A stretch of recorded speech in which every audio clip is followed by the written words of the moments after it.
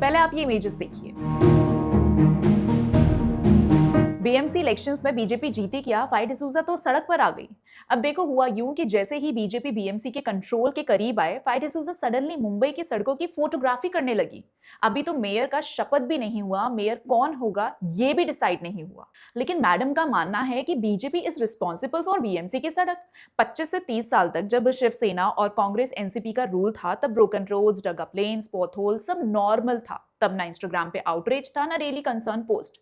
तब phi D'Souza international पत्रकार थी, अब नगर निगम की स्ट्रिंगर बन गई हैं। The fall is real. वैसे फाई डिसूजा की माने तो इलेक्शन तक सब ठीक था, बीजेपी के जीतते ही ये कियोस ओवरनाइट क्रिएट हुआ है।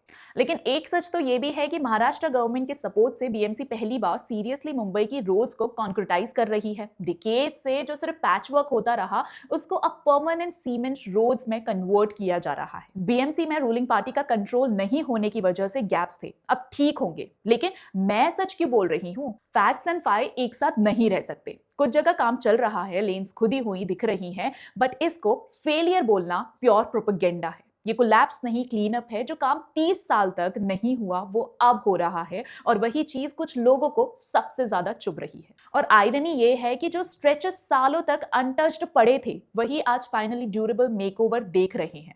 बट उस प्रोग्रेस को दिखाने की बजाय सिर्फ हाफ डग अप विजुअल्स दिखाकर इंप्रेशन क्रिएट किया जा रहा है कि गवर्नेंस फेल हो चुकी है।